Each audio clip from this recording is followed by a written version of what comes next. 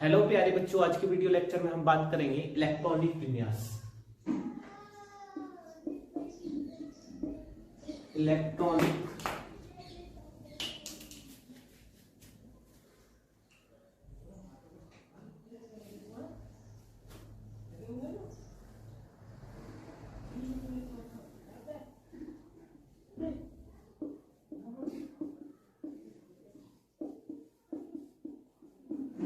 Electronic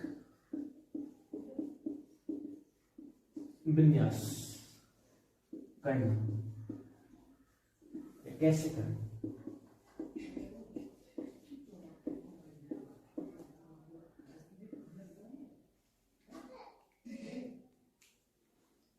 hello प्यारे बच्चों, आज के वीडियो लेक्चर में हम जानेंगे इलेक्ट्रॉनिक विन्यास को कैसे करें। तो कैसे करेंगे इलेक्ट्रॉनिक विन्यास को। इलेक्ट्रॉनिक विन्यास का मतलब होता है, इलेक्ट्रॉन विन्यास का मतलब होता है कोष उपकोष उपकोष में इलेक्ट्रॉनों का वितरण। कोष और उपकोष में क्या करेंगे, इलेक्ट्रॉनों का वितरण। तो इलेक्ट्रॉनों को वितरित कैसे किया जाएगा कोष और उपकोष में, उसको जानेंगे हम। इलेक्ट्रॉनिक विन्यास का कोष और उपकोष में इलेक्ट्रॉनों का वितरण। अब इलेक्ट्रॉन होती किस में है ना, इलेक्ट्रॉन किस में होते हैं, ये सारी चीजें जानेंगे। तो इलेक्ट्रॉन को मैं बनाता हूं यहां पे।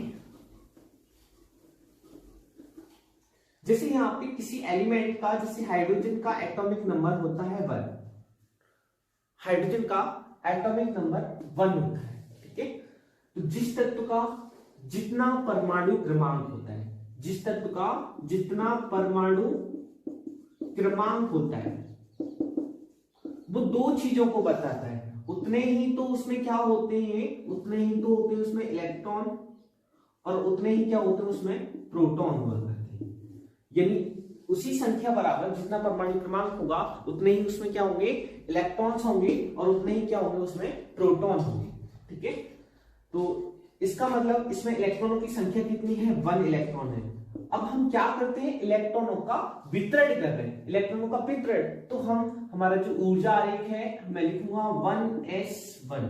इलेक्ट्रॉनिक विन्यास हो जाएगा 1s1। अब देखेंगे कि परमाणु का जब इलेक्ट्रॉनिक विन्यास करते हैं तो इलेक्ट्रॉन जो बढ़ते हैं ना, हम लोग किसमें बढ़ते हैं, उपकोष में बढ़ते हैं। अब एस उपकोष में कम से कम 1 इलेक्ट्रॉन, अधिक से अधिक 2, और पी में जो आता है कम से कम 1, अधिक से अधिक 6, और डी में जो आता है कम से कम 1, अधिक से अधिक 10, और एफ में जो आता है कम से कम 1 और अधिक से अधिक 14 इलेक्ट्रॉन आया करता है। ऐसे समझो कि एक एस में जो अधिकतम इलेक्ट्रॉन आ सकते हैं वो 2 आ सकते हैं। इसमें जो कक्षक होता है ना, वो एक कक्षक होता है, और एक कक्षक में 2 ही इलेक्ट्रॉन रह सकते हैं, 2 से अधिक नहीं आ सकते। एक की डायरेक्शन क्लॉकवाइज होगी, यानी कि घड़ी की दिशा में होगी, ऐसे करके घड़ी की दिशा में रोटेट करेगा, और एक की डायरेक्शन ऐसी होगी जो एंटी क्लॉकवाइज रोटेट करेगा, घड़ी की विपरीत दिशा में रोटेट करेगा। पी में अगर पी की बात करूं तो पी उपकोष में आपके 6 इलेक्ट्रॉन होते हैं, यानी एक कक्षक में 2 इलेक्ट्रॉन आ सकते हैं। तो 1 2 3 4 5 और 6, यानी कि कुल मिलाकर 6 इलेक्ट्रॉन पी उपकोष में उपस्थित रहते हैं। डी की बात करें तो डी में आपके 5 कक्षक आते हैं। डी में आपके 5 कक्षक आते हैं, यानी कि एक कक्षक में 2 इलेक्ट्रॉन ही रहता है। 1 2 3 4 5 6 7 8 9 10, और अधिकतम इलेक्ट्रॉन आ सकते हैं इसमें 10 इलेक्ट्रॉन आ सकते हैं। 11वां इलेक्ट्रॉन इसमें नहीं आएगा, क्योंकि एक कक्षक में 2 ही इलेक्ट्रॉन आया करते हैं। बात करें एफ की, तो एफ में कम से कम 1, अधिक से अधिक 14 इलेक्ट्रॉन आता है। तो एफ कक्षक की संख्या जो होती है वो 7 हुआ करती है। 1 2 3 4 5 6 और 1 7, 8 9 10 11 12 13 और 14, यानी टोटल इलेक्ट्रॉनों की संख्या कितनी हो जाएगी, 14 हो जाएगी। यानी एक कक्षक में कितने इलेक्ट्रॉन रहने वाले हैं, 2 इलेक्ट्रॉन रहने वाले हैं, ठीक है।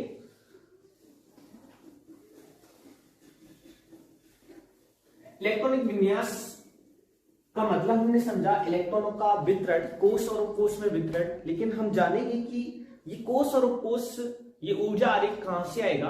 तो ऊर्जा आरेख आफाव ने दिया था, ऊर्जा आरेख जिसमें इलेक्ट्रॉन क्या होते हैं, ऊर्जा के बढ़ते हुए क्रम में प्रवेश करते हैं। तो उसको बना लेते हैं, उसको याद करेंगे। S S P S P S लिखेंगे यहाँ पे, डी पी एस और डी पी एस। दो बार लिखना है आपको, एक बार एस एस फिर P S D P S D P S, फिर लिखना है आपको एफ डी पी एस और फिर लिखना है एफ डी पी एस। यानी कि ये दो दो बार लिखना है आपको, और ये एफ डी पी एस लिखना है।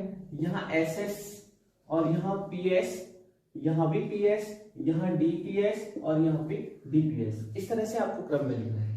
अब आपने देखा था कि S जो आता था वो प्रथम नंबर पे आता था, P जो आता दूसरे नंबर पे, D जो आता था वो तीसरे नंबर पर, और F जो आता था वो चौथे नंबर पर आता था। सबसे पहले हम S को काउंट करेंगे, तो यहाँ पे 1S हो जाएगा, 2S हो जाएगा, 3S, 4S, 5S, 6S और 7S हो जाएगा। ये जो S एक्स्ट्रा S बचा है इसको हम हटा देंगे, इसका कोई मतलब नहीं। सेकंड नंबर पे हमारा P आ रहा है, तो पीछे करेंगे 2P, 3P, 4P, 5P, 6P और 7P। तीसरे नंबर पे D आ रहा है, तो D से करेंगे 3D, 4D, 5D और 6D। चौथे नंबर पे F आ रहा है, तो हमारा 4F हो जाएगा। यहाँ पे यहाँ 4 लिखेंगे और यहाँ 5F लिखेंगे। ये हमारा एक ऊर्जा आरेख बन जाएगा। ठीक है, लाइन को मिटा देता हूं मैं। अब आपको क्या करना है, जहां कोष जो है ना अलग अलग है वहां पर आपको कॉमा लगाना है। तो यहाँ कॉमा लगाना है, जहां बराबर है यहाँ कॉमा नहीं लगाना है। इनके 2 और 3 के मध्य लगाना है, 3 3 समान है नहीं लगाना है, 3 4 अलग है। फिर इनके सभी के मध्य आपको एक कॉमा लगा देना है। इन कोषों को अलग अलग कर देना है। ठीक है, अब कितने अधिकतम इलेक्ट्रॉन आ सकते हैं, देखो एस में आ सकते हैं 2, पी में 6, एस में 2, पी में 6, एस में 2, डी आ गया 10 इलेक्ट्रॉन अधिकतम।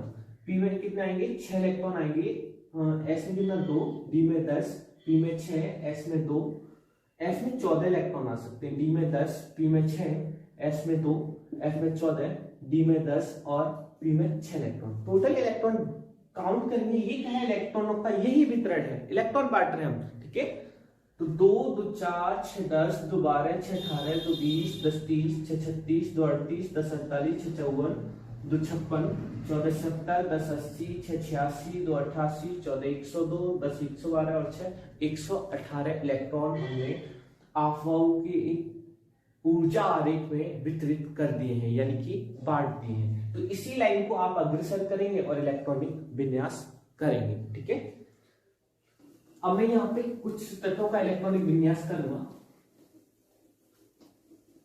जैसे मैंने यहाँ पे सबसे पहले मैं हाइड्रोजन का करता हूँ। हाइड्रोजन का एटॉमिक नंबर 1 होता है, तो मेरा इलेक्ट्रॉनिक विन्यास 1s1। अब मेरे पास कितना इलेक्ट्रॉन है, मेरे पास है 1 इलेक्ट्रॉन।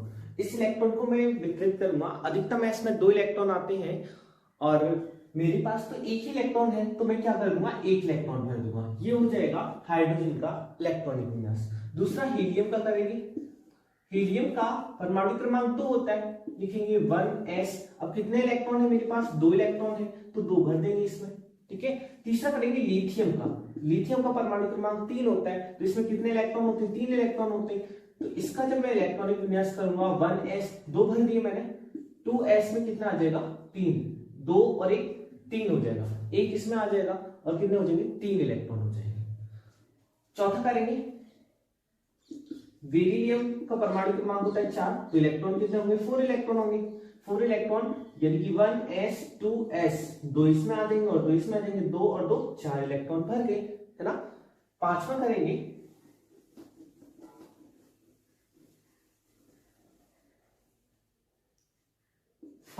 बोरॉन। 1s2s2p, मेरे पास कितने हैं 5 इलेक्ट्रॉन है, जो मुझे इस ऊर्जा आरेख में, जो आफाओं के सिद्धांत में क्या करना है, वितरित करना है, बांटना है। इसमें दो कितना हो गया, 2 और 2 4 हो गए, मेरे पास एक बचा ना, 5 इलेक्ट्रॉन है तो एक भर दूंगा इसमें। ठीक है, ये हो जाएगा बोरॉन का इलेक्ट्रॉनिक विन्यास हो जाएगा। दूसरा मैं करूंगा कार्बन का परमाणु क्रमांक 6, तो इसका जो इलेक्ट्रॉन की संख्या होगी वो 6 होगी। इलेक्ट्रॉनिक विन्यास करेंगे 1s2s2p, 2 इसमें आ जाएंगे, 2 इसमें आ जाएंगे, और कितना 2 और 2 4 और 2 6। अब p में कितने 2 इलेक्ट्रॉन आ जाएंगे। ठीक है, ये बाहरी कोश में इसकी कितना हो जाएगा 4 इलेक्ट्रॉन्स आ जाएगा, जिसको बोला जाता है इसकी संयोजकता। कार्बन टेट्रावैलेंट होता है क्योंकि उसके बाहरी कोश में 4 इलेक्ट्रॉन होते हैं। ठीक है, अगला करेंगे नाइट्रोजन का। नाइट्रोजन का एटॉमिक नंबर 7, जिसमें इलेक्ट्रॉनों की संख्या भी क्या होती है 7 हुआ करती है, 7 इलेक्ट्रॉन। तो 1s2s2p 2 2 4, और इसमें कितने आ जाएंगे 3 इलेक्ट्रॉन आ जाएंगे, 2 2 4 और 3 7 इलेक्ट्रॉन हो गए। अगला करेंगे ऑक्सीजन का परमाणु क्रमांक 8 होता है, तो 1s2s2p 2 2 4 और 4 8 हो जाएंगे। फ्लोरीन का करेंगे 1s2s2 और 2p कितना हो जाएगा 5, 2 2 4 और 5 9 हो जाएंगे। नियोन का करेंगे, नियोन का होता है 10 इलेक्ट्रॉन होंगे, 1s2s2p 2 2 4 और 6 10 हो जाएगा। अगला करेंगे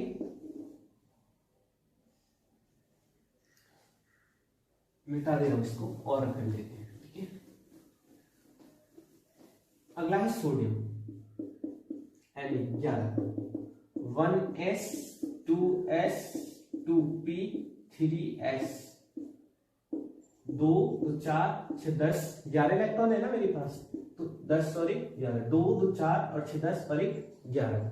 ठीक है, बारे को होते हैं मैग्नीशियम, 1s2s2p 3s 2 2 4 6 10, और यहाँ पे कितना आ जाएगा 2 12। तो इस तरह से मैग्नीशियम पहुंचेगा।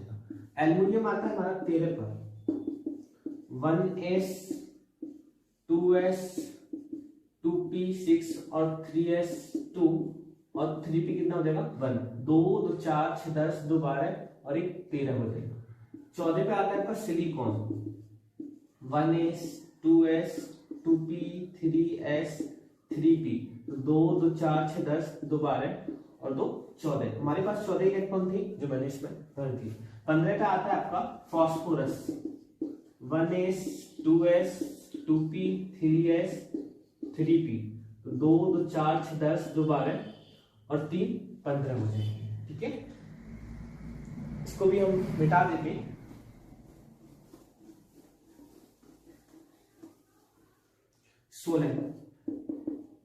सोलह होता है सल्फर, 1s2s2p 3s 3p। ठीक है, 2 2 4 6 10 2 12 और 12 और 4 कितना हो जाएगा 16 इलेक्ट्रॉन। 17 पे आता है क्लोरीन, 1s2s2p 3s 3p। ठीक है, तो 2 2 4 6 10 2 12 और 5 कितना 17 हो जाएगा। 18 पे आता है आपका आर्गन, 1s2s2p 3s 3p 2 2 4 6 10 2 12 और 5 कितना हो जाएगा 17 हो जाएगा। 19 पे आता है आपका पोटेशियम, तो 1s2s2p 3s 3p 4s, तो 2 2 4 6 10 2 12 6 18 और 1 19 हो जाएगी। 19 इलेक्ट्रॉन है इसमें।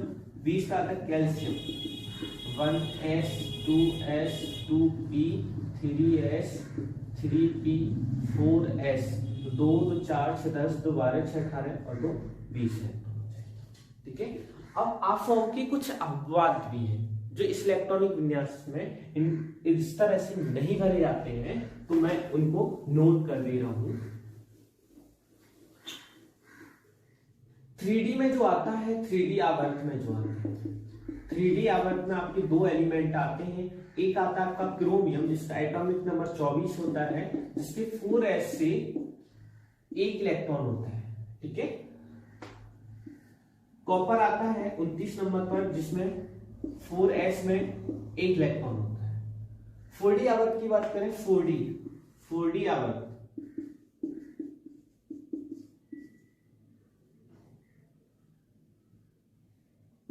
इसमें आता है नियोबियम, मॉलिब्डेनम 41, 42 और रुथेनियम, रोडियम, पैलेडियम।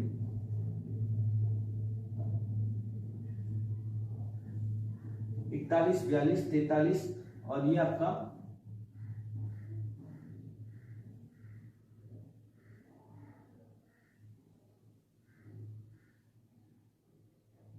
ये आपका 44, ये आपका 45 और ये आपका 46 और Ag जो होता है आपका होता है 47। 1 2 3 4 5 6 एलिमेंट इसमें आते हैं, जिसमें ये आफाव की अपवाद है। इसमें आपका 5s से एक इलेक्ट्रॉन चला जाता, एक इलेक्ट्रॉन रहता है। इनमें आपका सभी में 5s में 1 रहेगा, लेकिन इस पीडी वाले में जो रहेगा 5s 0 रहेगा, 5s 0 रहेगा और इसमें 5s क्या रहेगा, 1 रहेगा, ठीक है। अगला आपका 5d, 5d जो आता है उसमें आपका 5d में